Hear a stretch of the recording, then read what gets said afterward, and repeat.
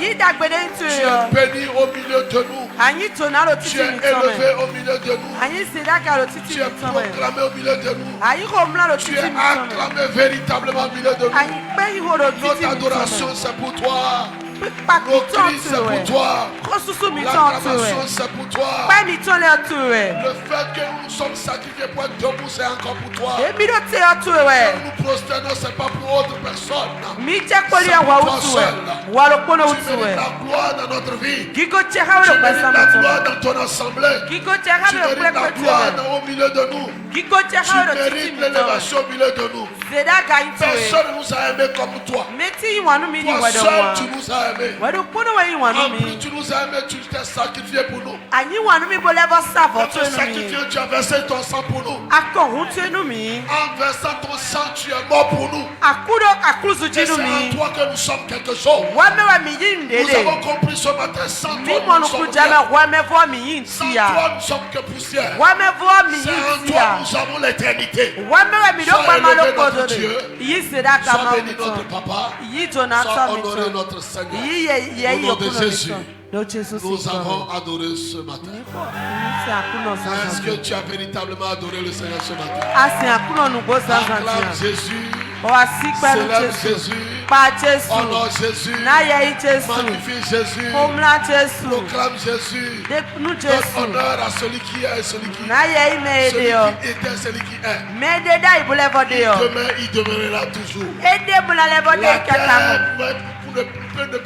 peut ne plus exister. Mais lui, il existera. Parce qu'il est et il nous sommes. Parce qu'il est et il était. Il ne finit jamais. Il est dans l'éternité. Tout disparaîtra, mais lui demeurera. Alléluia. Est-ce que nous pouvons acclamer encore son nom?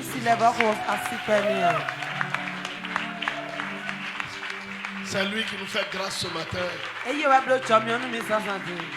au milieu de nous. C'est lui qui nous fait grâce ce matin de lui donner une adoration.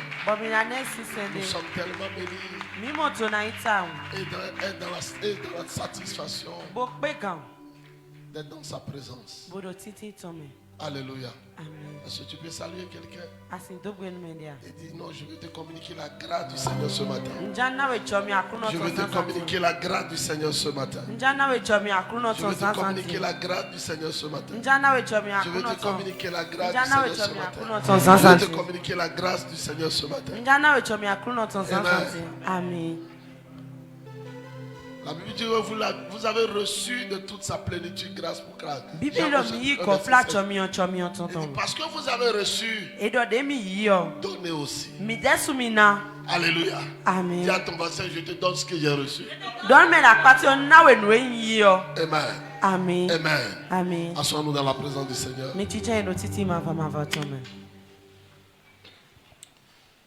Gloire à Jésus. Alléluia.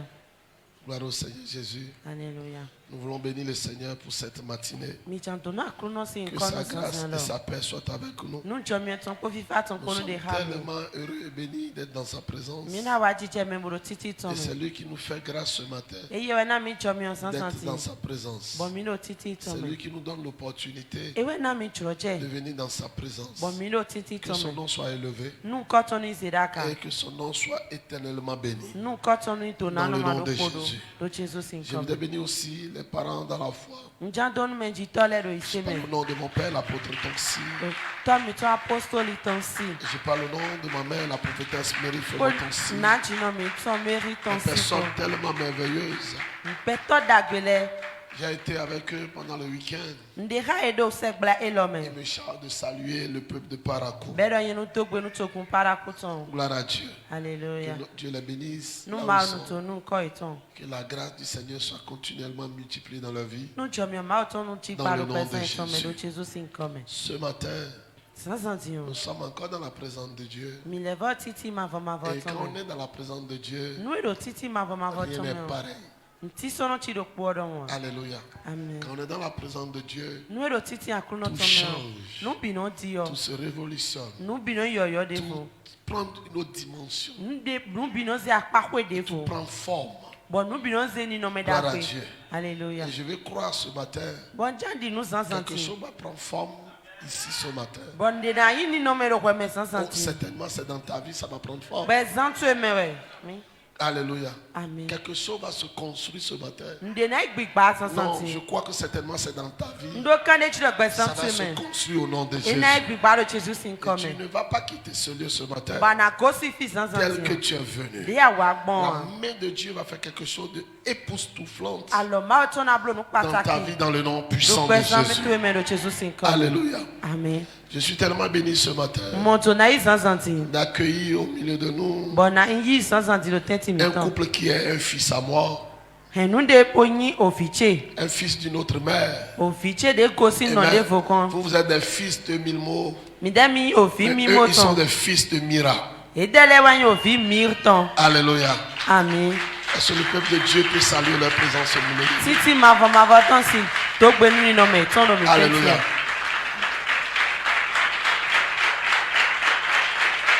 Il y a une semaine, ils se sont mariés. Ils se sont mariés, on avait parrainé leur mariage, maman et moi. C'est des enfants merveilleux.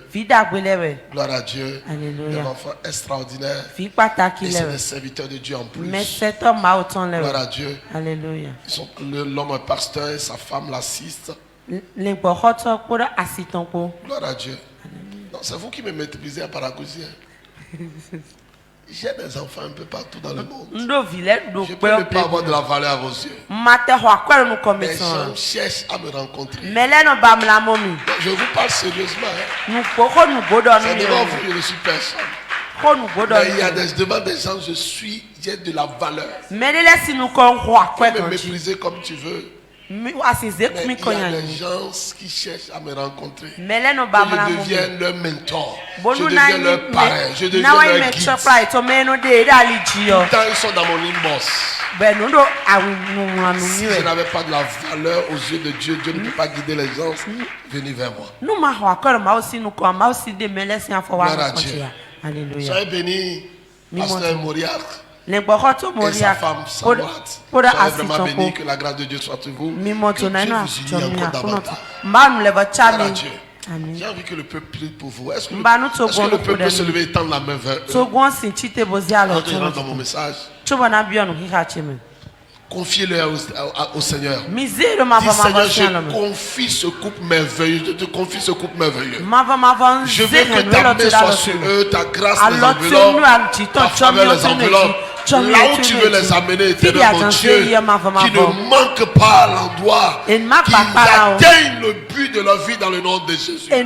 Toi qui as permis que nous nous rencontrions, que soit un fils de notre maison, qui soit un fils de notre papa, éternel mon Dieu, investis davantage en eux, déverse-toi en eux, élargis leur vase, remplis-les davantage, qu'ils puissent atteindre le but de leur existence dans le nom de Jésus.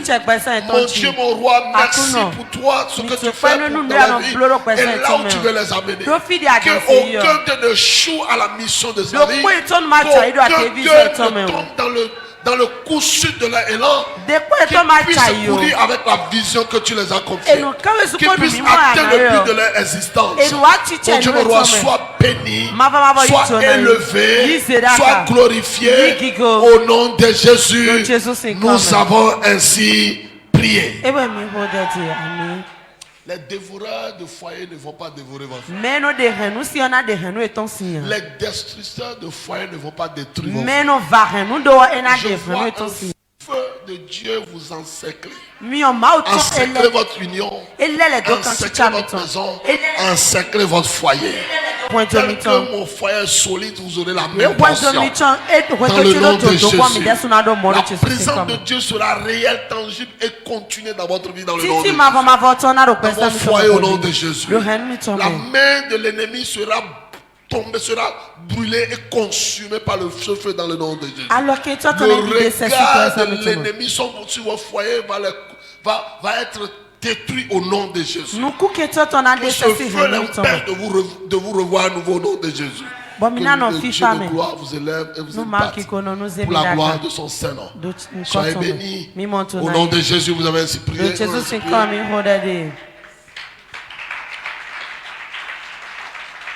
Gloire à Dieu. Alléluia. Il est merveilleux d'être dans la présence du Seigneur. Ou bien, qui n'est pas content ce matin? Amen. Amen.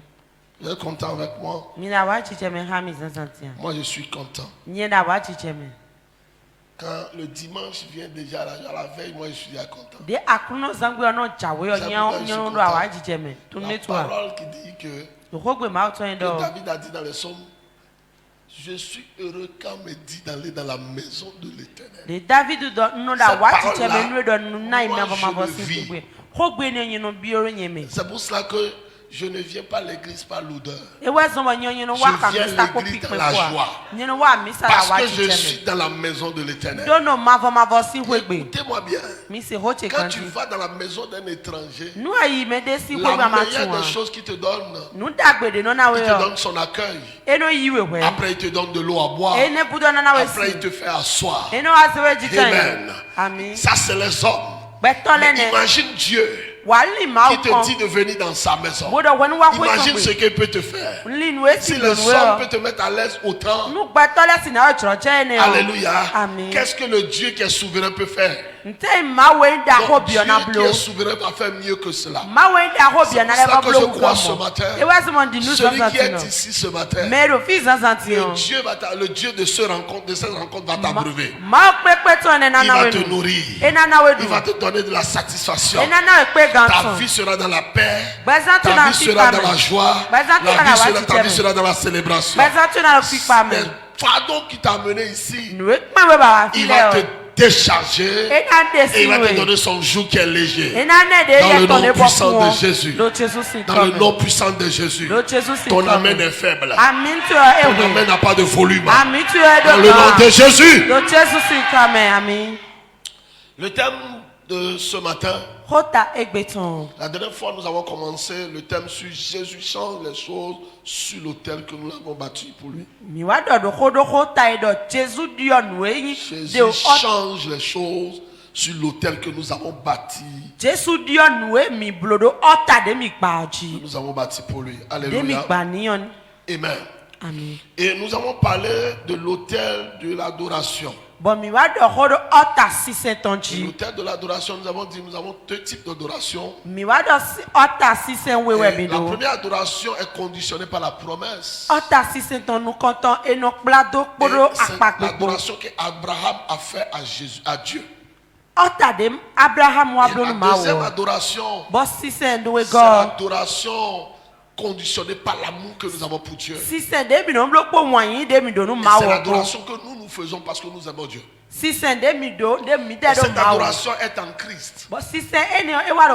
Et nous avons pris l'exemple de la femme qui a cassé le parfum sur le pied de Jésus. Et nous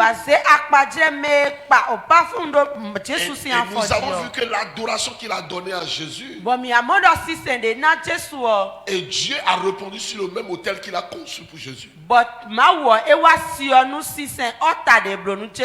Gloire à Jésus. Alléluia. Et nous avons vu par révélation que pendant qu'il était dans le besoin, il a été établi un autel d'adoration. Et quand il avait fait l'autel d'adoration au pied de Jésus, il a pleuré sur le pied de Jésus. Au même quand il était dans les difficultés,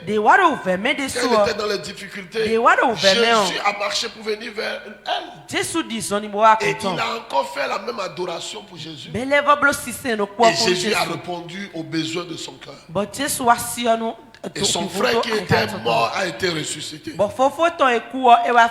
Et ça nous permet de comprendre que l'autel d'adoration que nous donnons à Dieu, l'exaucement de notre vie vient sur le même autel. Alléluia. Quand nous ne montons pas des autels à Dieu, il est difficile pour que Dieu dépose quelque chose dans notre vie. Amen. Dis à ton voisin, monte des autels pour Dieu. Alléluia. Donc ce matin, nous allons parler de l'autel de sacrifice. Que quelqu'un dit l'autel de sacrifice. L'autel de sacrifice. Amen. Et nous parlons de l'autel de sacrifice sur le plan de l'offrande. Et sur le plan du service. Gloire à Dieu. Alléluia. L'offrande et le service. Pour l'offrande, nous prenons comme texte. Dans Genèse au chapitre 22. À partir du verset 9. De Genèse 22, Genèse 22, 9. Oui. Lorsqu'ils furent arrivés au lieu que Dieu lui avait dit, Abraham y éleva un autel et rangea le bois. Il lia son fils Isaac et le mit sur l'autel, par-dessus le bois. Puis Abraham étendit la main et prit le couteau pour égorger son fils. Alors l'ange de l'Éternel l'appela des cieux et dit, Abraham, Abraham. Il répondit, me voici. L'ange dit, n'avance pas ta main sur l'enfant et ne lui fais rien, car je sais maintenant que tu crains Dieu et que tu ne m'as pas refusé ton fils unique.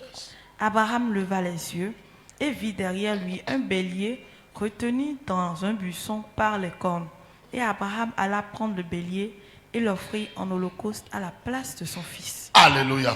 Amen. Que Dieu bénisse sa parole. Nous parlons du patriarche Abraham. N'est-ce pas du patriarche Abraham? Que Dieu a fait une promesse. Il multipliera sa postérité comme la poussière de la terre et comme les étoiles dans le ciel. Gloire à Dieu. Alléluia. Et mes bien-aimés dans le Seigneur, Abraham, que Dieu a fait une promesse de multiplier sa postérité. Cet Abraham avait du mal à concevoir. Et cet Abraham, qui est notre patriarche dans la foi, a conçu son premier enfant de la promesse, qui s'appelle Isaac. Alléluia. Et quand il a conçu Isaac, à un certain âge que l'enfant était à terre, certainement l'enfant avait l'âge de l'adolescent. L'âge que tout parent est fier de son enfant. Tout parent est content de son enfant. Tout parent est fier de l'évolution et de la croissance de cet enfant. Tout parent est fier de ce que cet enfant est en train de devenir. C'est en ce moment que le Dieu de notre appel, le Dieu qui lui a donné cet enfant, le Dieu de ce rassemblement, pointe du doigt cet enfant. Et il dit, offre-moi cet enfant. Alléluia. Alléluia. Et quand il pointe le doigt sur ton enfant, ce que j'ai aimé sur le patriarche Abraham, est que Abraham n'a pas hésité. Abraham n'a pas hésité. Il n'a pas réfléchi. Il a juste pris l'enfant et il est allé au mont Horeb pour aller offrir l'enfant à Dieu. Parce que quand j'analyse, ça me permet de comprendre que Abraham a la conscience que la seule personne qui peut te donner une postérité, c'est Dieu. Donc même si je lui offre ça, il est capable de me donner de jumeaux. Il est capable de me donner de triplés. Il est capable de me donner de quadruplés. Il est capable même de me donner 10 enfants en même temps. Il n'a pas hésité. Il a amené l'enfant à la montagne pour offrir à Dieu. Et tout le monde ses serviteurs qui l'ont suivi étaient même étonnés.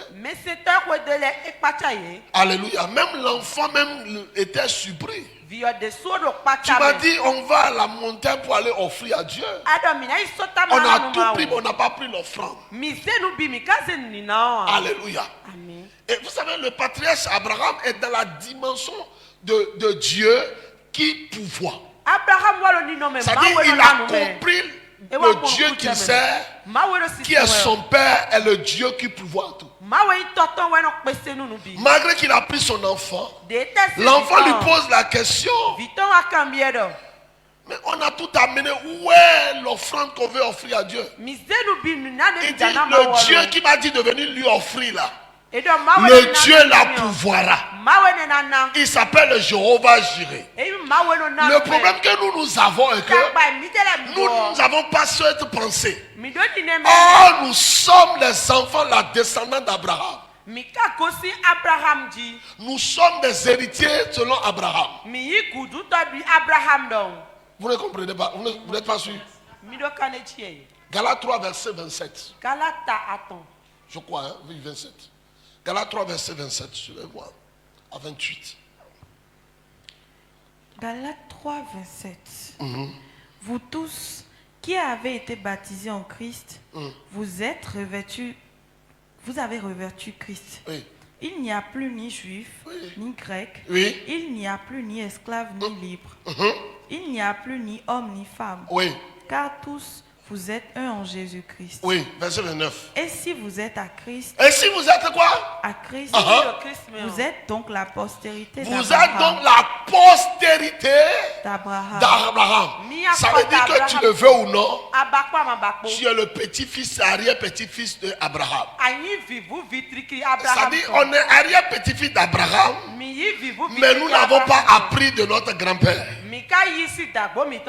Gloire à Dieu. Alléluia. Et la Bible dit que lui, il n'a pas réfléchi.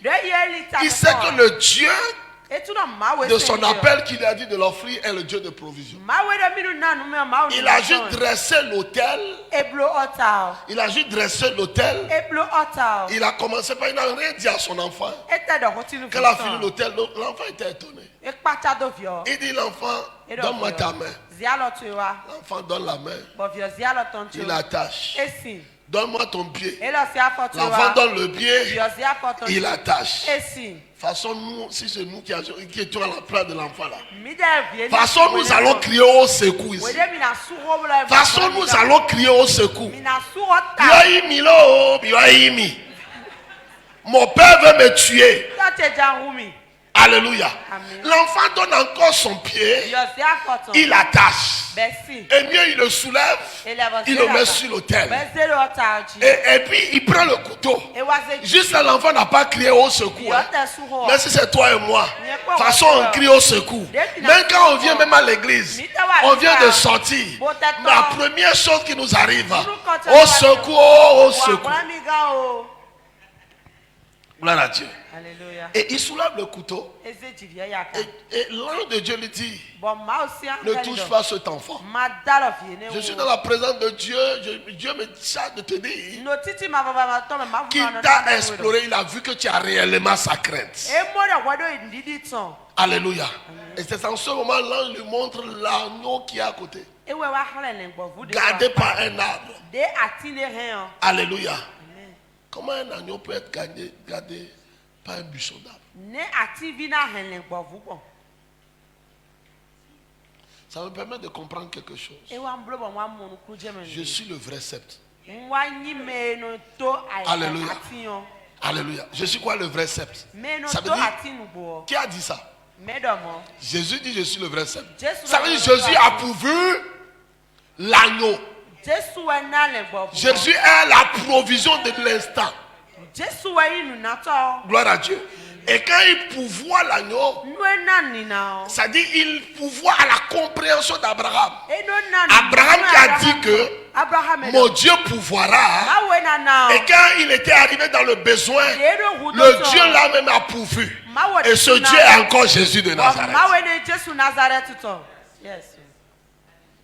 Alléluia. Et ce Dieu a pourvu l'agneau. Et il a pris l'agneau. Il a offert à Dieu. Et il a libéré son enfant. Gloire à Dieu. Qu'est-ce que je veux qu'on comprenne par là? Je voudrais que nous comprenions que la provision de notre vie, c'est Dieu. Ça veut dire que Dieu qui pourvoit à tous nos besoins selon la richesse de sa grâce. C'est lui qui pourvoit à tout ce qui nous concerne. Et des fois, quand nous avons cette compréhension, offrir à Dieu n'est pas un problème. Parce que je sais que si j'offre à Dieu, il va encore me donner. Parce que j'ai la conscience que le peu qui est dans ma main, que je vais lui offrir, c'est lui qui m'a donné. Tant que tu n'arrives pas à une extrémité avec Dieu, non, Dieu ne va pas voir la crainte en toi. Quelqu'un me comprend là? Est-ce que quelqu'un me suit? Il a offert à Dieu le seul enfant de la promesse. Et jusqu'à ce qu'il attache la main de Dieu, certainement Dieu se dit, mais tu es en train de plaisanter. Je veux voir si tu vas prendre le couteau maintenant. Gloire à Dieu. Alléluia. Je veux voir si tu vas prendre le couteau. Il a attaché. Il a pris le couteau, Dieu n'a rien dit. C'est quand le couteau allait en haut, quand tu veux descendre, quand tu arrêtes. Donc Dieu t'attend jusqu'à une certaine extrémité de ton offrande avant de se libérer en toi. Parce que Abraham, une postérité doit sortir de lui. Donc il fallait qu'il offre le sol qu'il a d'abord. Le problème est que nous nous offrons pas le sol que nous avons, mais nous espérons de Dieu. Nous ne donnons pas, mais nous espérons de Dieu. Et quand nous ne donnons pas à Dieu, comment Dieu peut nous offrir?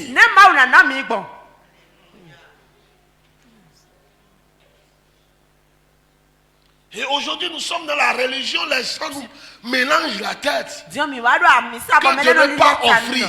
Quand nous offrons, nous engraissons les pasteurs. Quand nous offrons, nous entretenons la vie des pasteurs. Et nous aussi nous sommes dans cette logique. Ne prends pas le maïs pour voir si tu vas manger la pâte. Est-ce que vous comprenez? Si les gens ne plantent pas le maïs, là ils vont manger la pâte. Si un jour nous avons mangé tous les maïs, nous avons même mangé les semences. Il est vrai, Dieu a dit à l'homme multiplier. La grâce de la multiplication chez l'homme. Mais celui qui fait croire la chose, c'est Dieu. Celui qui arrose, c'est encore lui. Celui qui fait lever le soleil, celui qui fait tomber la pluie, pour qu'il y ait la multiplication. Même si nous avons la multiplication en nous, celui qui le permet, c'est lui. Donc c'est pour ça que quand nous voulons la multiplication, nous devons offrir le peu que nous avons. C'est un secret. Gloire à Dieu. Alléluia. Je vais vous lire quelque chose. Deutéronome 12, verset 17. Deutéronome 12, verset 17. Ça dit Deutéronome 12, 17. Oui. Tu ne pourras pas manger. Tu ne pourras pas manger. Non, lis la version parole de vie. Trouvez-moi la version parole de vie. Parce que la version là est beaucoup plus amplifiée. La technique est avec moi, la version parole de vie. Parole de vie. Oui. Vous ne pourrez pas manger chez vous la part de blé, de vin et d'huile. Attends. Vous ne pourrez pas manger ce qui est au marché. Vous ne pourrez pas manger chez vous. Continue. Que vous devez offrir à Dieu. La part que vous devez offrir à Dieu. Ça veut dire l'offrande qui est destinée à Dieu. Oui. Vous ne mangerez pas non plus. Vous ne mangerez pas non plus. Oui. Chez vous. Chez vous. Les premiers-nés. Les premiers-nés, ça veut dire on parle des prémices. Vous savez ce qui a donné le regard de Dieu sur l'offrande d'Abel? C'était quoi? Genèse au chapitre 4, verset 4. Abel a donné quoi? Le premier-né de son bétail. Frère, ça dit le bétail John Georgia. Vous savez ce qu'on appelle John Georgia, non? C'est comme ça on dit en fond, non? John Georgia. Le bétail John Georgia. Il a donné ça à Dieu. Et la Bible dit que Dieu a porté son regard favorable sur ça. Donc on revient au texte. Deutéronome 17 dit: vous ne pouvez pas manger chez vous. Vous ne mangerez pas non plus. Vous ne pouvez pas manger chez vous.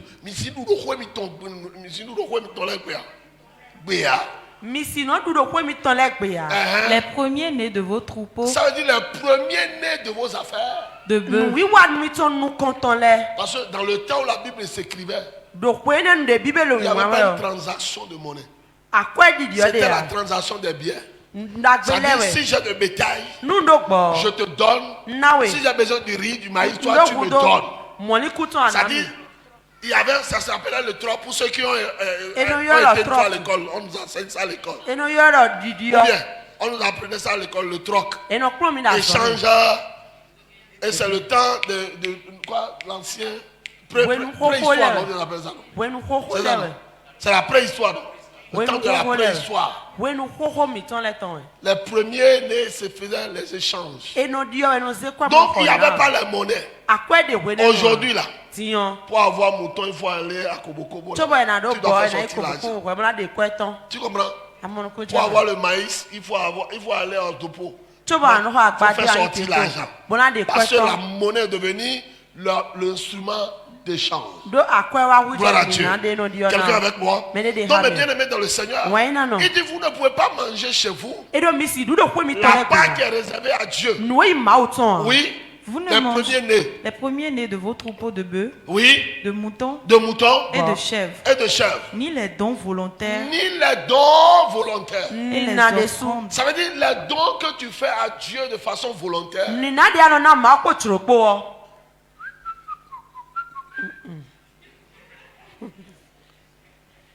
Quand je dis ça, je choque ou bien. Tu ne peux pas manger le don volontaire à Dieu. Vous qui trouvez l'argent dans la maison de Dieu, vous mettez dans vos poches là. Je vous vois. Hein. Je vous vois. Vous savez, il y a des gens, il y a le panier là, il y a des gens qui viennent, ils prient, ils déposent des choses. Tu ne peux pas savoir la malédiction que vous ramassez. Est-ce que vous comprenez ça? Est-ce que vous comprenez ça? Les dons volontaires à Dieu, vous ne pouvez pas manger. Chez vous. Troisième point, troisième chose. Et les offrandes faites librement. Les offrandes faites librement. Donc tu ne peux pas prendre l'offrande et aller chez toi et manger. Parce que tu n'es pas un sacrificateur. Est-ce que vous comprenez? Parce que ce que la personne offre, c'est un sacrifice. Il n'y a que celui qui est sacrification selon l'ordre de Melchisédek qui peut manger le sacrifice. En Jésus, nous qui sommes nous sommes des sacrificateurs selon l'ordre de Melchisédek. Est-ce que vous comprenez ça? Donc tu ne peux pas manger les offrandes offrées à Dieu, oui, après. Ou accomplir un vœu. Ou un vœu. Tu fais un vœu à Dieu. Tu fais un vœu à Dieu. Et le vœu, tu l'as fait de façon volontaire. Le vœu, tu dois le donner à Dieu. Tu ne l'as pas donné, mais quand c'est venu dans tes mains où tu dois honorer ce vœu, tu as d'abord pensé à ton ventre. Vous comprenez? Et Dieu, lui, il a son regard sur ça. C'est quelqu'un, quand on lui fait une promesse, lui, son regard est sur la promesse. Est-ce que vous comprenez ça? Donc, tant que tu n'es pas allé au bout de l'offrande, il ne peut pas voir sa crainte en toi. Est-ce que vous comprenez? Abraham est allé au bout de son offrande.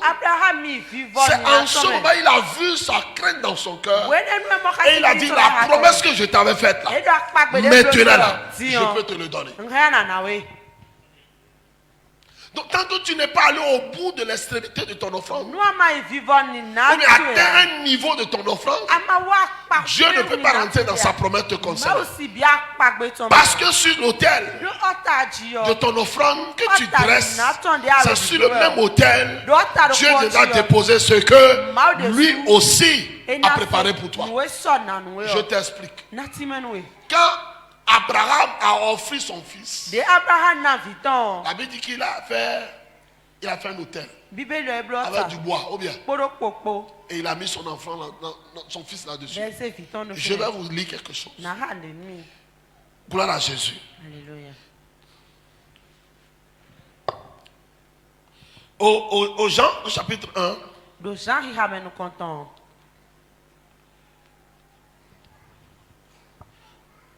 Jean chapitre 1 verset 29.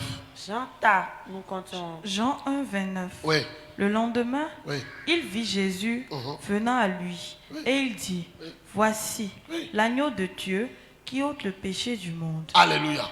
Ça veut dire, ça nous permet de comprendre quelque chose. On a dit, j'ai dit tout à l'heure qu'il a fait dresser son autel et il a mis son fils là-dessus. Et c'est dans ce moment un agneau s'est fait montrer. Ou bien. Et dans Jean chapitre 1, au verset 29, Jean a eu la révélation. Il dit, voici l'agneau de Dieu qui ôte le péché du monde. S'il n'avait pas fait cette offrande à Dieu, Dieu n'allait pas envoyer un agneau qui ôte le péché du monde. Et que nous qui croyons maintenant à ce sacrifice, que nous soyons la postérité d'Abraham, comme Paul l'a dit dans Galates au chapitre 3 verset 29. Vous comprenez? Parce que Jean au chapitre 1 verset 12 dit, à tous ceux qui l'ont reçu, à tous ceux qui croient en son nom, il les a donné le pouvoir de devenir enfants de Dieu. Parce que nous avons cru au sacrifice de Christ, nous avons cru au sacrifice de l'agneau pourvu par Dieu lui-même, et qui s'est sacrifié pour nous à la croix, qui s'est sacrifié sur le même bois. Parce que le sacrifice se fait où? Ça fait sur un bois, n'est-ce pas? Alléluia. Et le bois là, on a érigé le bois là où? Sur une montagne qui s'appelle le mont Golgotha. Et l'offrande d'Abraham se fait où? Sur un mont aussi. Sur un bois aussi. Et je vais dire à quelqu'un ici que nous comprenons que quand nous établissons un autel pour Dieu, nous offrons de façon continue sur cet autel. Dieu en retour aussi vient déposer sur le même autel. Ça veut dire notre délivrance, Dieu est venu le déposer sur l'autel. Notre justice, il est venu déposer sur l'autel. Notre restauration, il est venu déposer sur l'autel.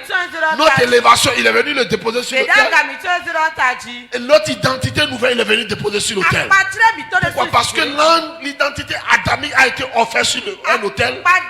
Et lui, en retour, il vient déposer ce qui doit donner la rédemption à l'humanité sur le même autel. C'est pour ça que nous appelons Abraham le père de la foi. Gloire à Dieu. Donc ça nous permet de comprendre que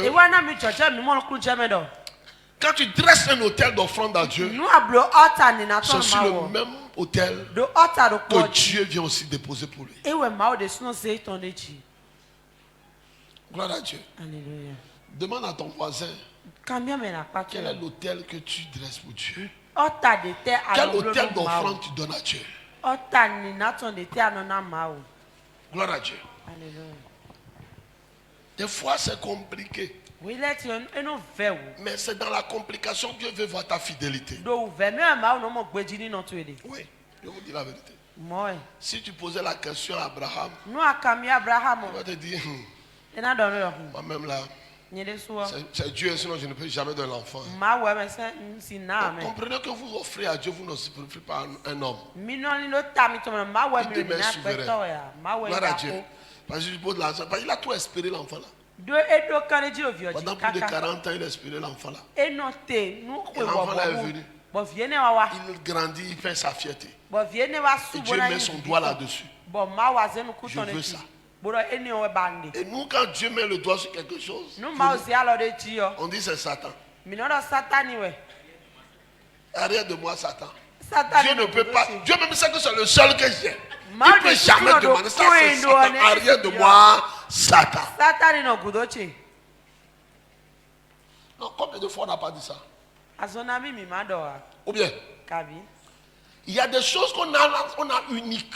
C'est le seul que nous savons. Dieu regarde, il sait que tu es amoureux de la chose. Il dit, c'est ça moi je veux. Et tu dis, non, jamais, Dieu n'est pas mauvais. Il ne peut pas demander le seul là que j'ai. Lui-même il sait que ça là me sert. Lui-même il sait que ça là, sans ça je ne peux pas. Ces propos que tu as là, ces choses deviennent idole pour toi. tu n'adoreras pas un autre Dieu. Ça devient un idole pour toi. Ça dit, c'est dit quoi? Tu as commencé par ce protéiner. Sans ça, tu te dis, sans ça, tu ne peux pas. Sans ça, tu ne peux pas. Donc, quand tu dis ça, Dieu n'a plus sa place dans ta vie.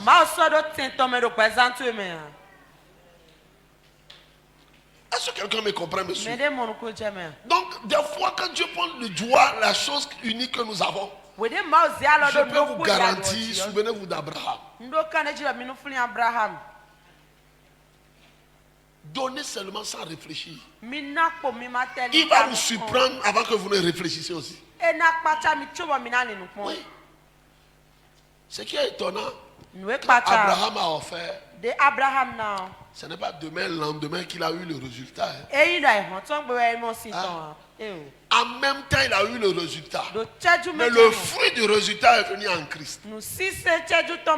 Il est vrai, il a son peuple qui allait comment on appelle, en Égypte, en captivité. Ils sont ressortis 400 ans après. Après des années, plus des années, des années, plus des années. Des centaines d'années plus tard. C'est après que Christ, lui, il est venu. Et nous qui sommes ici, maintenant, nous sommes devenus la postérité d'Abraham. Et si Abraham n'avait pas fait son offrande, il y a des offrandes que nous faisons aujourd'hui. Le profit ne sera pas directement ton enfant qui te suit. Peut-être après la troisième génération, ou bien quatrième génération, qui vont profiter. Gloire à Dieu. Des fois, nous ne semons pas pour nous-mêmes, nous semons pour nos enfants. Nous semons pour la génération future. Ce que nous semons aujourd'hui, c'est ce que notre famille va remoissonner demain. C'est pour ça que je vais dire à quelqu'un ici, sème du bien. Sème des choses pour glorifier tout le temps Dieu. Les hommes oublient, mais lui n'oublie pas. Il n'a pas une mémoire courte. Je peux redire ce que j'ai dit. J'ai dit, sème toujours pour Dieu. Les hommes oublient. Mais Dieu, lui, là, il n'oublie jamais. Il n'oublie jamais ce que tu as semé. Quand tu sèmes pour lui, il s'en souvient toujours. Et il attend le bon moment pour se manifester, pour que son nom soit continuellement élevé. Dans le nom de Jésus. Donc, bien aimé dans le Seigneur, soyons fidèles dans les offrandes que nous donnons à Dieu. Si tu décides dans ton cœur, je veux faire offrir à Dieu tous les 8 ans, fais tout pour donner. Dieu s'en souviendra. Quand tu décides de donner de la dîme à Dieu, Dieu s'en souviendra pour répondre à ta dîme. Parce qu'il y en a aujourd'hui qui disent que quand tu offres la dîme à Dieu, ce n'est pas le Nouveau Testament. Ou bien ce n'est pas quoi? On dit que ce n'est pas, c'est l'ancienne alliance. C'est pas la nouvelle alliance. Dis à ton voisin, c'est faux. Quand on parle de l'ancienne alliance, on parle de la loi ou bien? Bon, je vais poser la question à quelqu'un ici. Est-ce qu'en Christ la loi a été abolie? Si la loi n'est pas abolie, ça dit la loi est toujours en vigueur. Mais seulement en Christ, il y a une autre différence. La loi, ce n'est plus nous qui l'accomplissons, mais c'est lui qui accomplit la loi. Gloire à Dieu. Alléluia. Ça veut dire la dîme est sortie, même ce n'est même pas au temps de la loi. C'est surtout ce que les gens disent. Ils utilisent la loi pour pouvoir ne pas à ce que les gens ne payent pas la dîme. Parce qu'ils se disent que la dîme permet à des pasteurs de s'entretenir. Vos dîmes là m'entretiennent ici. Vous me payez même salaire dans cette maison. Vous me payez. C'est moi qui subis encore la vie de beaucoup d'entre vous. Dieu nous utilise pour pouvoir le faire. Si quelqu'un apporte un message comme ça devant toi, chasse-le parce que, au fait, c'est toi il veut détruire, au fait. Ne paye pas la dîme. Le gars là, tu payes la dîme là. Renvoie-le parce qu'il veut te détruire. Si tu veux le porter même rancune, porte-le rancune. Dieu ne va pas t'en vouloir pour ça. Si tu fais une offrande à Dieu, quelqu'un vient dire, ah, tu te dis tout ça. C'est ton ennemi là, ça. C'est celui qui veut te détruire là, ça. Tu as l'argent, hein? Et tu as donné beaucoup comme ça. Tu as donné tout ça là. Pense à demain, les enfants sont en train de grandir. Maman, on nous a dit ça dans ce pays, non? Quand on n'avait rien. Et à tout moment, nous, on aimait donner à l'église. Il y en a les anciens. Ceux qu'on appelle anciens. Qui sont barbus à l'église là. La génération qui précède Moïse. C'est pas la génération sur Moïse qui précède Moïse. Les anciens de l'église. Milène aux filles d'Aïe. C'est avec nous ils ont commencé. C'est avec nous ils ont bâti. Nous on connaît l'histoire de l'église. Faites attention. Ils viennent vous dire aussi ça. Ils sont ici aussi. Ils sont dans l'église avant que nous on ne vienne même. Avant que moi je devienne pasteur. Est-ce que tu me comprends? Vous voyez leur ancienneté. Mais ce qui est mieux, ils ne sont pas anciens plus que celui qui vit en moi. Ils ne sont pas anciens plus que celui qui vit en toi. Celui qui vit en toi s'appelle l'ancien des jours. Ils vont vous parler de leur histoire. Ils sont grandis dans le ministère. Ils ont ceux avec eux on a commencé le ministère. Quand tu fais ci là, ils vont te faire ci demain. Faites attention, ne faites pas ci. Écoute-moi bien. C'est ton ennemi là ça. Il ne va pas détruire l'église de Dieu. Personne ne peut détruire l'église de Dieu. Mais celui qui veut détruire là, c'est toi qui prêtes oreille là. C'est toi qui vas détruire. Parce que quand tu vas finir de l'écouter, ton zèle va diminuer. Ton service va diminuer. Ton offrande va diminuer. Ton engagement va diminuer. Et puis tu vas commencer à reculer. Après tu vas te rendre compte que tu ne pries même plus. Après tu vas te rendre compte que tu ne lis plus la Bible. Satan va dire voilà je l'ai eu. Et maintenant il peut te broyer comme un fromage.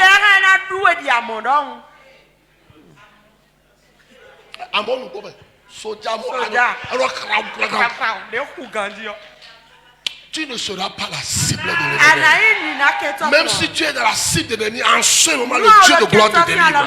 En ce moment le Dieu de gloire te libère. Dans le nom de Jésus. Écoutez-moi bien, quand vous êtes dans la foi, faites attention à celui que vous écoutez. Si tu veux aller loin, on dit celui qui veut aller loin ménage sa moture. Si tu veux aller loin, tu sais que tu veux aller loin avec Dieu. Fais attention à qui tu ouvres ton oreille. Voilà Dieu. Alléluia. Toi tu vas quitter l'église, mais l'église va continuer. Tu vas quitter la foi va continuer. Dieu va faire des grandes choses, il le fera sans toi. Nous, on a été combattus depuis des années dans ce ministère. Mais on n'a jamais reculé. À tout moment, on fait Avoma, prêtez. On avance encore. Alléluia. Amen. On avance ou bien on n'avance pas. Tendance à faire comme ça. Et puis ça fait un décollage dangereux. Ça va encore faire un décollage dangereux. Ta vie va prendre un décollage. Quels que soient les pièges de l'ennemi ou bien tout ce qu'on tisse autour de toi. Le Dieu de cet appel, de ce rassemblement va te délivrer. Va te libérer. Va te faire sortir du milieu d'eux. Va t'ouvrir les yeux. Et tu vas comprendre ceux qui se tissent autour de toi pour que tu puisses tomber, pour que tu puisses échouer. Mais toi tu n'échoueras pas, tu ne tomberas pas, tu ne seras pas enlisé, mais tu iras là où Dieu t'a prédestiné.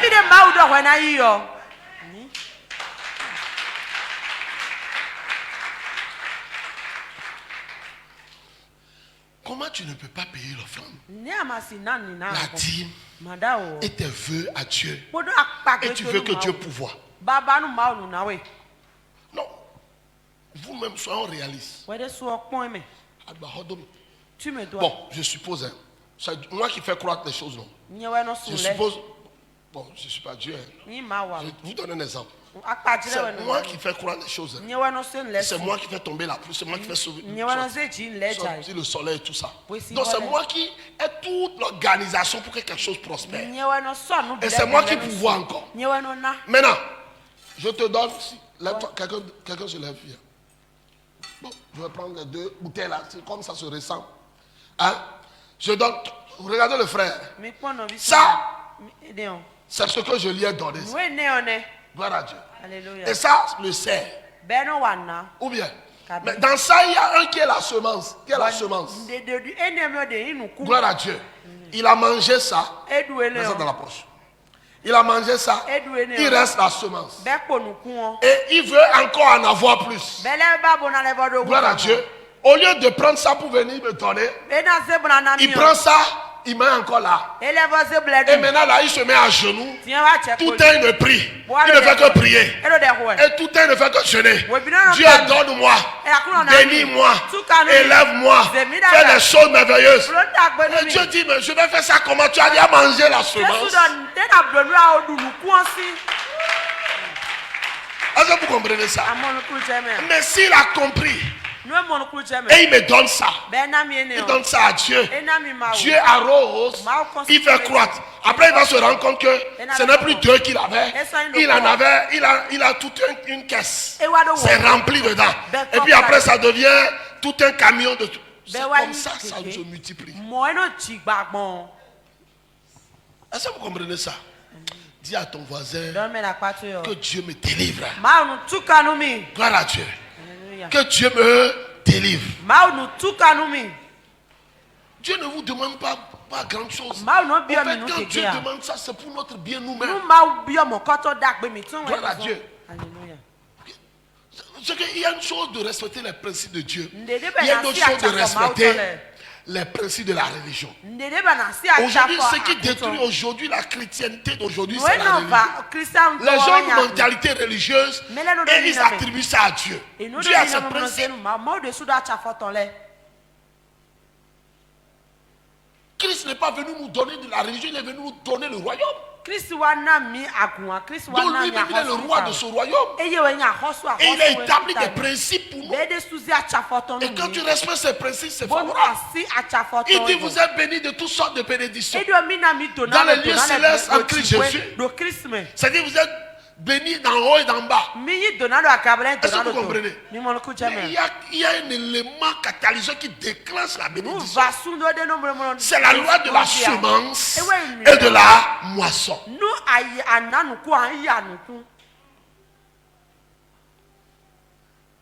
j'ai vu des gens qui ont trouvé leur emploi. Ils ont envoyé leur semence. La semence, c'est le prémisse de leur revenu, de leur salaire. Ils sont venus honorer Dieu avec. Et vous savez, au moment qu'ils amenaient ça, il y avait toujours un besoin à l'église. Et on a pris ça pour faire face à un besoin à l'église. J'ai vu comment Dieu les a fait croître. Gloire à Dieu. J'ai vu comment Dieu les a fait croître. Il a compris que la première chose que Dieu lui a donnée, il faut que je lui retourne ça. Pour qu'il multiplie. Et puis ça étonne les gens que il vient de commencer un travail. Et en si peu de temps, il a de promotion sur promotion. La promotion s'ajoute à la promotion le salaire approprié. Pourquoi? Parce qu'il a honoré Dieu pour la première chose. Nous, on n'est pas comme ça. Nous, on ne veut pas aussi comprendre comme ça. Dis à ton voisin, comprends ces choses. Comprends ces choses. C'est ça l'hôtel que nous créons. Nous établissons pour Dieu. C'est ça l'hôtel que nous établissons pour Dieu. Et quand tu prends ton premier salaire, tu crées un hôtel. Hôtel de prémisse. Tu donnes. Dieu ne peut qu'honorer ça. Après, à toutes nos offrandes, je dis Seigneur, parce que tu m'as donné un emploi. Tous les dimanches, quand je serai au culte, je décide de donner peut-être 500 ou bien 1000 francs. Quelle que soit la chose, je donne des francs. Vous savez, moi, j'ai mes titres décidé de donner une offrande. Des fois, la veille, je n'en ai même pas. Ça arrive. Mais je me bats pour ne pas... je me bats, je cherche l'argent partout. Je dis, je dois donner ça. Parce que c'est ça l'hôtel. L'hôtel de la fidélité. Vous comprenez ça? Vous comprenez ça? Et en somme, quand tu fais ça, Dieu est toujours avec toi. À un moment donné, quand Dieu a compris, ton cœur, ta façon de faire a touché son cœur. Il répond toujours à tes besoins. On dit souvent enfant, ou bien en goût, tu lèves la vie, mais tu as des nawa. Vous avez compris ça? Avant que la tristesse devienne des pleurs, de la lamentation, tu auras toujours un secours. C'est comme ça que Dieu fait. Quand tu bâtis un hôtel pour lui, quelle que soit la chose, ça serait compliqué. Mais ça ne va pas te tuer. Ça ne va pas anéantir. Ça ne va pas t'affaiblir. Mais lui se souvient de ça. Il sait que sur ton hôtel, tu déposes ces choses de temps en temps. Il a été fidèle, je ne peux pas l'abandonner. Et il réagit. C'est pareil pour la dîme. Tu peux faire et créer l'hôtel de la dîme. Et dans le mois. Et Dieu même fait ça pour te prouver. Vous savez, le Dieu que nous servons là, pour te bénir, il va te prouver. Il va te prouver, tu vas te dire, mais je sais quand même Dieu pourquoi je travaille tout ça. Écoutez-moi, c'est l'épreuve. Est-ce que tu comprends? Il veut voir ta fidélité. Voilà, tu lui as dit chaque mois je lui donne 10 000. 20 000. Et les 20 000 là. 20 000 là. Tu as donné un mois donné là. C'est dans ce mois-là que ton enfant est tombé malade. Ta femme est tombée malade. Ta moto est gâtée ou bien ta voiture est gâtée. Et tu as fait face à tout ça. Et puis tu te rends compte que le dimanche, tu n'as plus les 20 000 que tu donnes. Tu vas dire, Dieu m'a vu tout ce que j'ai traversé. Bon, il n'a qu'à prendre 2 000. Donc c'est Dieu qui prend le reste. Lui aussi va te donner le reste. Vous savez pourquoi Dieu n'a pas tourné le regard sur l'offrande d'Abel, de Caïn? Caïn a donné le reste à Dieu. Il n'a pas donné le meilleur à Dieu. Dieu ne prend pas le reste. Apprenez à honorer Dieu. Quand vous honorez Dieu, Dieu vous honore aussi. Non, c'est simple. C'est un principe. Mais quand tu le méprises, toi tu sais ce que j'ai vécu. Ma femme est tombée malade, les enfants sont tombés malades. Et vraiment, ma moto aussi était gâtée. Je dois aller au boulot. Bon, c'est 2 000 qui restent. Tu ne vas pas prendre ça. Combien on est ici qui ne faisons pas ça? Nous tous, il n'y a pas cette personne ici. Mais moi, je me suis résolu depuis un bon moment. Je vous dis, quelle que soit la chose compliquée, il y a 3 jours, je n'avais pas l'argent. Et l'argent que j'avais pour voyager, 12 choses sont rentrées dedans. Je savais qu'arrivé là-bas, j'allais payer ma dîme aux parents. 12 choses sont rentrées dedans. C'est devenu compliqué pour moi. Et c'est ainsi qu'on m'a fait une offrande. J'ai complété. J'ai dit, j'ai courrier, j'ai complété. Allez faire. Je allais payer ma dîme. Je pouvais utiliser la situation parce que la situation connaît de tous. Même mes parents connaissent la situation. Mais je ne donne pas la dîme pour un parent, mais je donne la dîme à Dieu. C'est une alliance que je fais avec Dieu. C'est-à-dire ton hôtel, il y a une alliance qui est derrière. Tant que tu ne tiens pas l'alliance, tu n'es pas dans la fidélité dans l'alliance. Dieu ne peut pas honorer ça. Tu me comprends? On va vous dire, c'est un faux message ce que je vous dis. On va vous dire que c'est un faux message. On ne paye plus la dîme sous la grâce. C'est ce que j'aime entendre. J'attends. Ceux qui sont généralement peints, qui n'aiment pas donner aux gens. Donc, ils utilisent ce verset-là. Ils utilisent cette phrase-là pour rester dans leur monde. Et vous allez voir souvent ceux qui vous donnent des conseils de ne pas payer la dîme, regardez leur vie.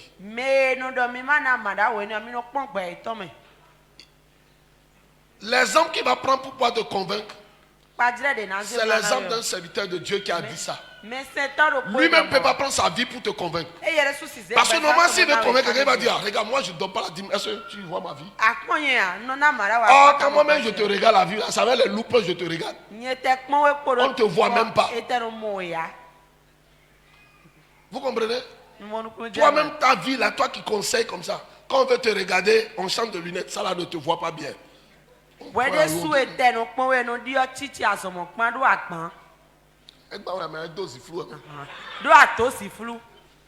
comprenez?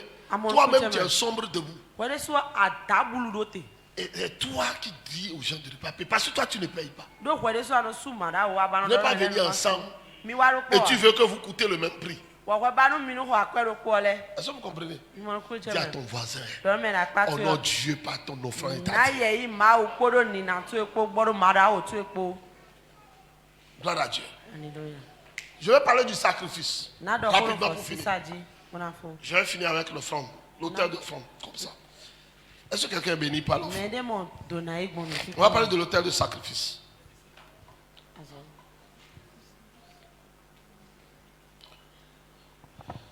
La Bible dit dans le livre de Jacques au chapitre 1 verset 17. Oui. Jacques 1, oui. 17. Oui. Toute grâce excellente. Toute grâce excellente. Et tout don parfait. Et tout don parfait. Descend d'en haut.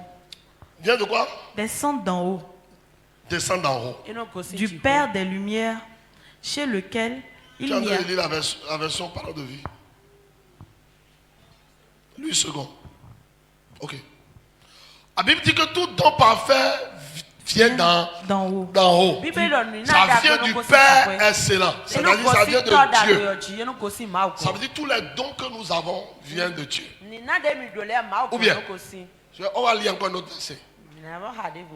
Romains 12, verset 1.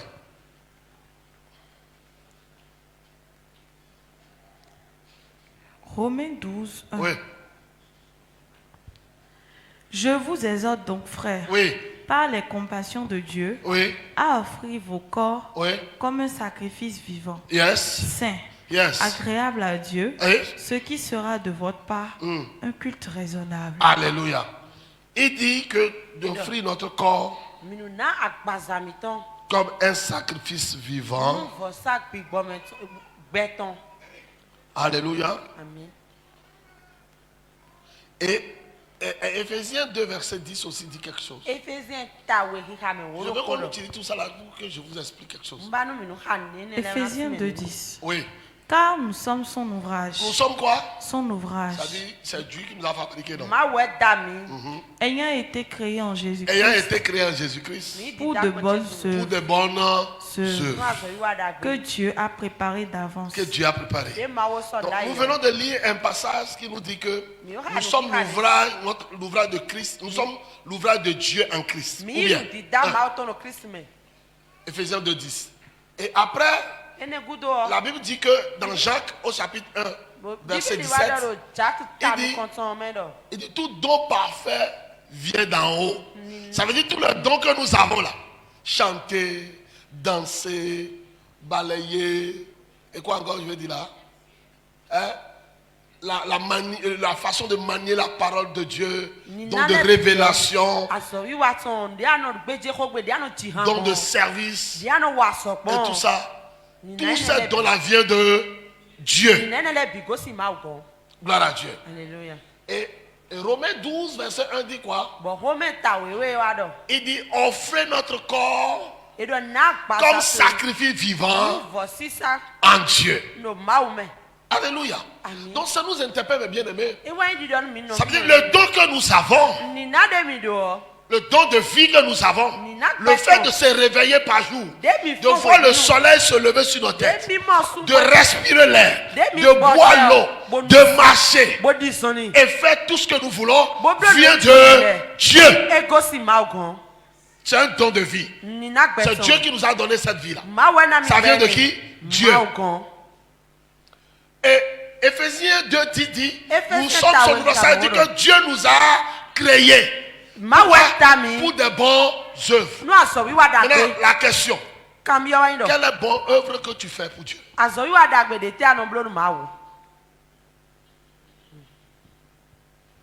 Non, posons-nous la question. Oh, bien sûr, tu n'arrives pas à me répondre. Pose ça à ton voisin à côté de toi. Quelles sont les bonnes œuvres que tu fais pour Dieu? Ou bien tu n'as pas la conscience que tu es l'ouvrage, son ouvrage. Quelles sont les bonnes œuvres? Parce que plus tu fais de bonnes œuvres pour lui, c'est l'autel de sa vie, ta vie ça. L'autel de ton service que tu mets. Ça permet à Dieu de donner l'ordre à ses anges aussi de te servir. Ce que nous allons semer, c'est ça nous moissonnons. Je ne sers pas Dieu parce qu'on me force la main.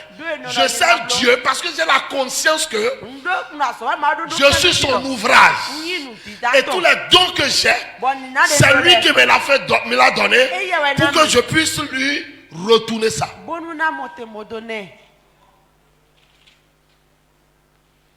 Et Paul dit, offrez votre corps comme un sacrifice vivant. Bon, je vais poser la question à quelqu'un. Comment tu offres ton corps à Jésus? Les gens offrent moins leur corps à Jésus. Vous savez, les gens ne transpirent même pas avec leur corps pour Jésus. Mais pour des choses inutiles, ils transpirent leur corps. Avec quelqu'un dans un hôtel, il transpire. Mais il ne peut pas transpirer pour Dieu. Et tu attends que Dieu fasse quelque chose pour toi.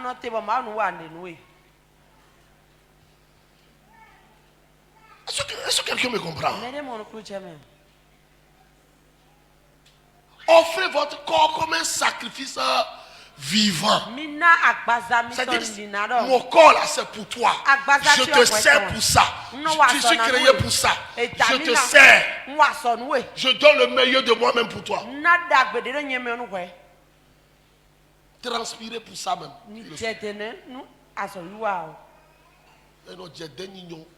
Transpirer. On transpire, transpiration, nignon, et quoi? Et nous de cuidi.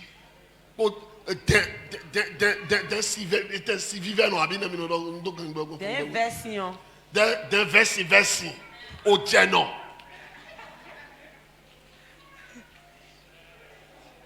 Tu as aimé, bébé? Tu transpires, tu t'as dit, tu as aimé? Gloire à Dieu. Mais par contre, pour Dieu, nous ne transpirons pas comme ça.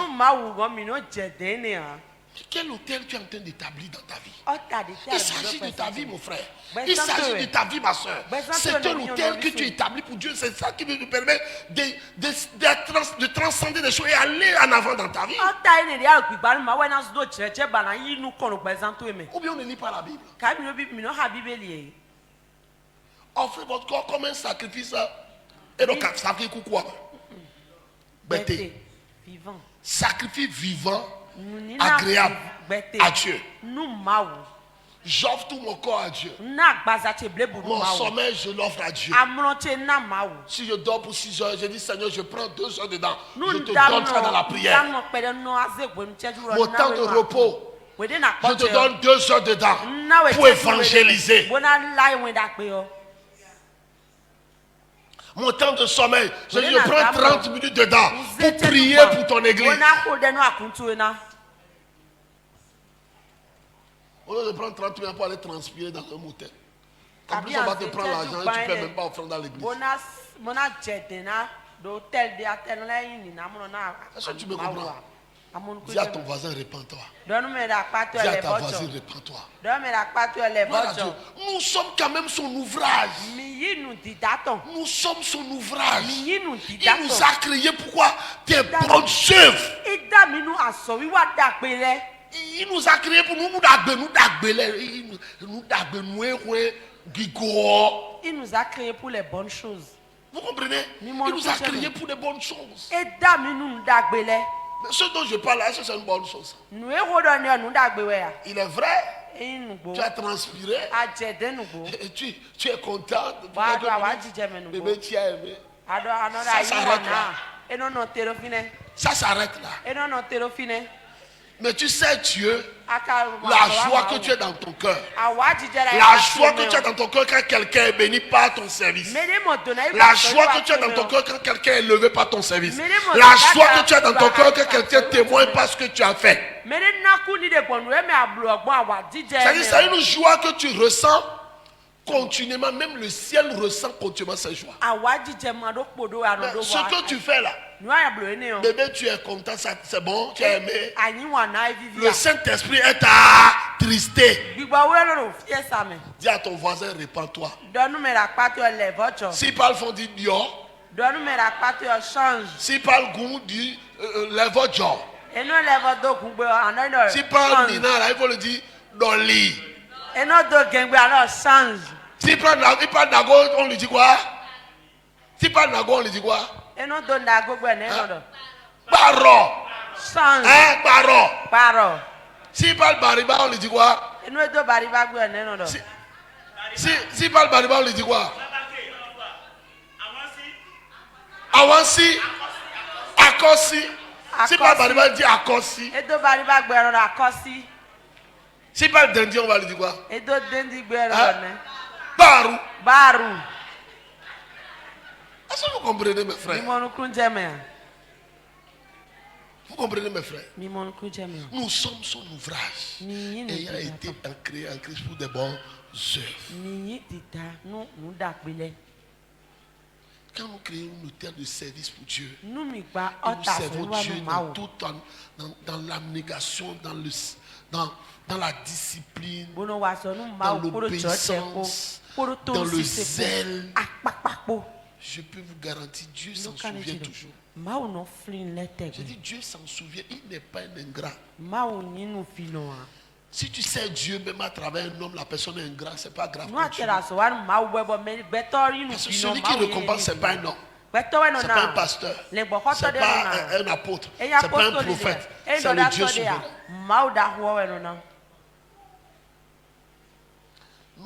Nous voulons servir selon l'humeur des gens. Moi, je vais donner un don à quelqu'un. Pourquoi vous me regardez comme ça? Je peux donner un don à quelqu'un. Je peux créer quelqu'un en Christ. Je peux donner un don à quelqu'un.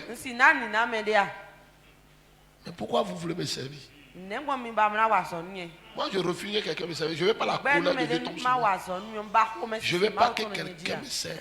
Mais si tu es avec moi, tu ne sais pas bien, je vais te dire, mon frère, tu ne fais pas bien. Fais selon les normes que Dieu a définies.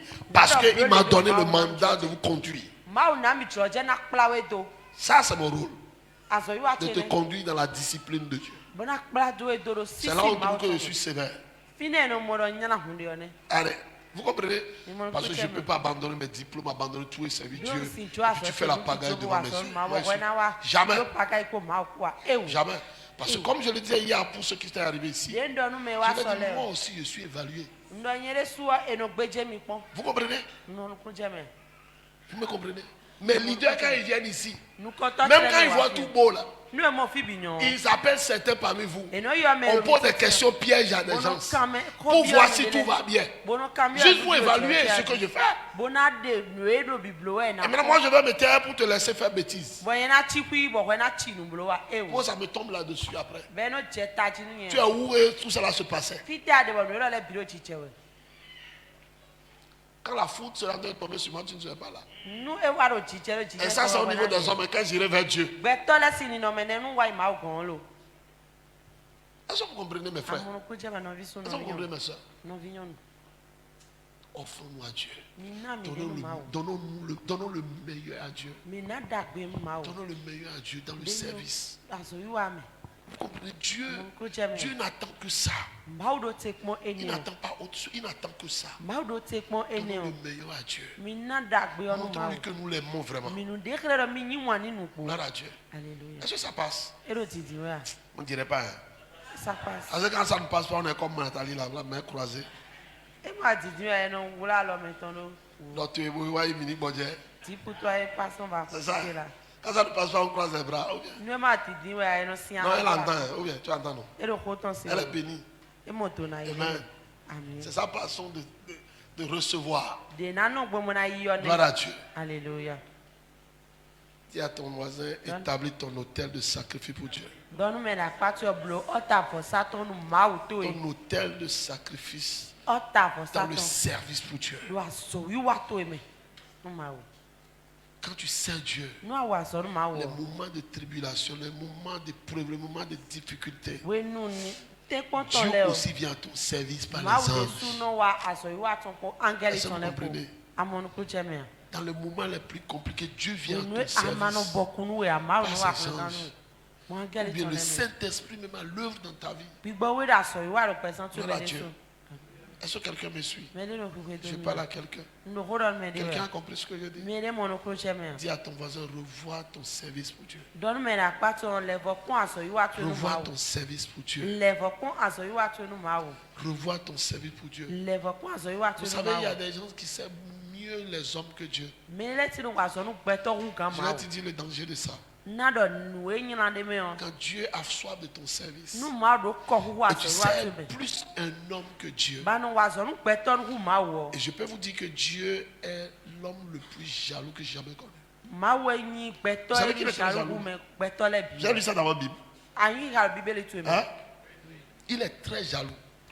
C'est-à-dire qu'il est capable de t'arracher cette personne pour que tu reviennes à lui. C'est-à-dire c'est la personne que tu es en train de tuer sans te rendre compte. Mais étant donné que lui il a soif de ton service, il ne va pas te tuer. Parce que lui il attend que tu viennes le servir. Mais là si toi tu prends le temps que tu dois le servir pour aller donner à un homme, il va te prendre l'homme. C'est pour ça que vous allez voir, il y a des hommes de Dieu des fois qui perdent leur femme. Parce que tu te vérifies dans le fond, cette femme ne lui permet pas ne permet pas à son mari de prier, que l'homme de Dieu aille dans le secret, sacrifie son sommeil la nuit pour prier pour Dieu. Oh, Dieu a soif de sa prière et de son adoration la nuit. Et c'est à ce moment elle dit, j'ai besoin de toi. Ça il est fatigué tout le temps. Et puis finalement, l'homme de Dieu est obligé de... Parce que s'il passe la nuit dans la présence de Dieu, le lendemain, il n'a pas droit au petit déjeuner, il a droit à une bonne mine, il a droit à un mauvais traitement. Vous comprenez? Dieu a utilisé tous les moyens pour faire comprendre à la femme, laisse mon serviteur me servir.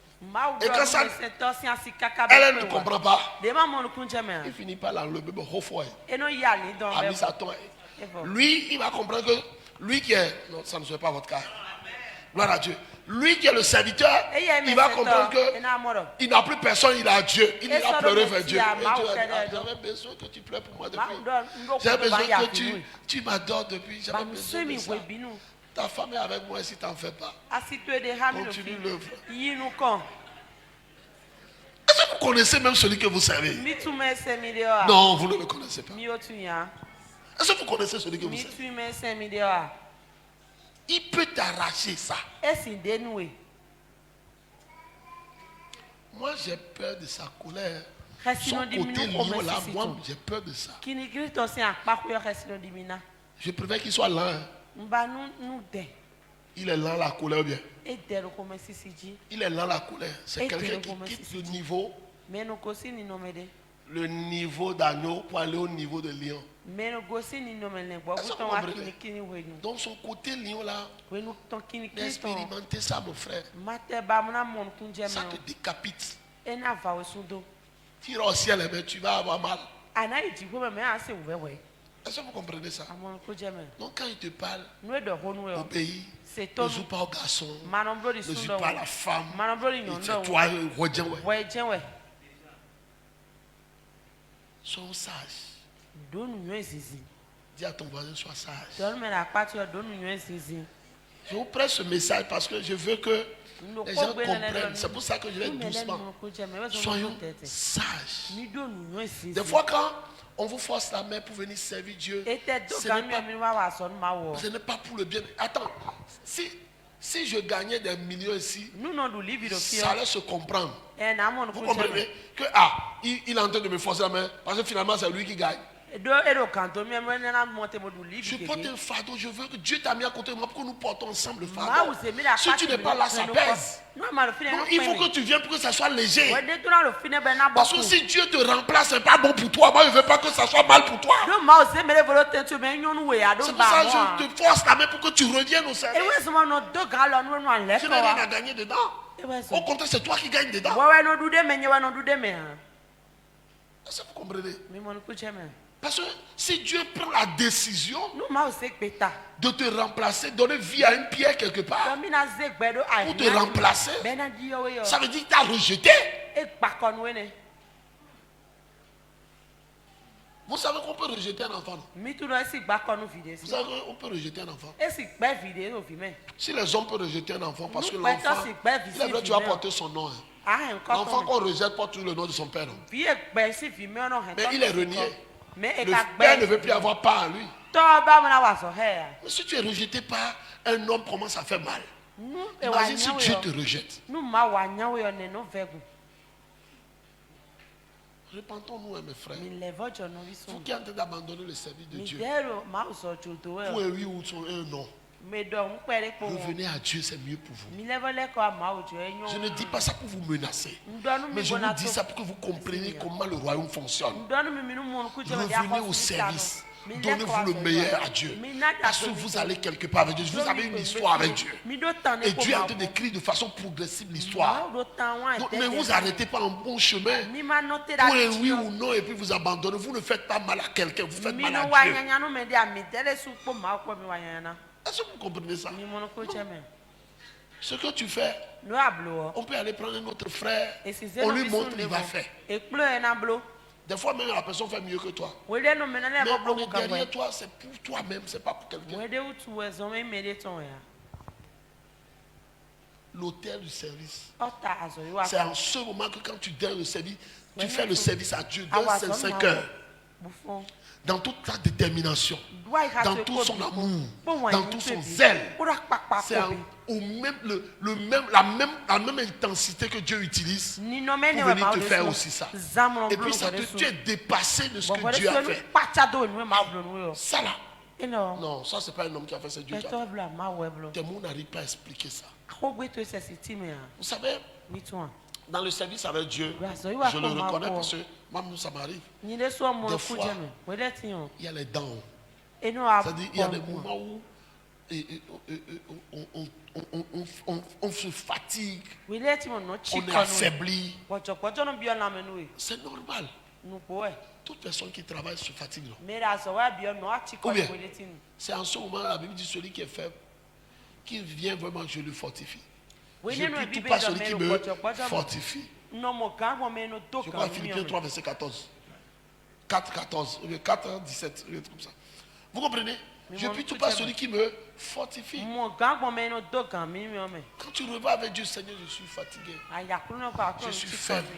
J'ai besoin de ta force pour aller encore plus. Même les disciples étaient fatigués. Pierre était fatigué. Il a fait là, ça n'a qu'à rester là où il est. Il a repris son filet. Il est reparti à la pêche. Après la mort de Jésus-Christ, il est reparti à la pêche. Or, il ne sait pas que Dieu a changé le filet. Le filet, le nouveau filet qu'il a là, c'est pour pêcher des hommes. C'est pas pour aller pêcher les poissons. Donc, des fois, Dieu change des choses à nous, nous utilisons ça pour le monde. Est-ce que vous comprenez? Il ne savait pas que le filet a changé. Le filet là, ce n'est plus pour les oiseaux, ce n'est pas pour les poissons. C'est pour ça que Dieu est revenu pour le fortifier. Et ça a pris 40 jours à Dieu pour le requinquer. Alléluia. Et quand Dieu a fini, il a trouvé la force. Il a fait 10 jours de prière, de jeûne avec ses coéquipiers à la chambre haute. Quand il est sorti, Dieu a corrigé le filet. Quand il a lancé le premier filet, 3000 personnes. Il a relancé à nouveau 5000 personnes. Dieu va changer quelque chose en toi. Je dis Dieu va changer quelque chose en toi. Toi qui as perdu le zèle, tu as perdu le courage, que tu as perdu la force, toi qui as perdu toute capacité de mieux servir Dieu, que Dieu renouvelle ta force, que Dieu renouvelle tes capacités, renouvelle ton énergie dans le nom de de Jésus. Que tu commences pas à courir avec la vision. Tu commences pas à courir avec la vision. Que tu commences pas à aller dans le lieu le plus élevé pour atteindre les objectifs de Dieu. Pour la gloire de ton Seigneur. Que Dieu te bénisse. Amen. Amen. Amen. Est-ce qu'on peut acclamer Jésus?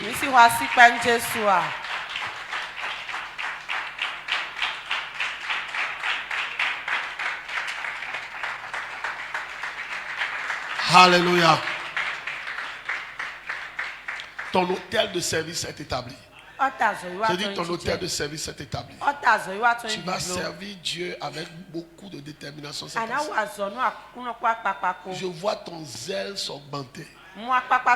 Je vois l'amour du royaume prendre encore plus place dans ton cœur. Je vois toute personne qui combat ton zèle et ton amour pour le royaume quitter ta vie. Je vois le Dieu de gloire faire le ménage dans ta vie pour que tu serves beaucoup plus mieux le Seigneur, pour que tu sois beaucoup plus soumis à son autorité dans le nom de Jésus. Que la puissance de Dieu, la puissante main de Dieu soit sur toi et que cette main te pousse encore plus loin. Restaure ta vie, restaure ta personnalité, corrige les choses dans ta vie pour la gloire de ton Seigneur. Papa, sois béni, sois glorifié au nom de Jésus. Nous avons ainsi prié. Amen, amen, amen.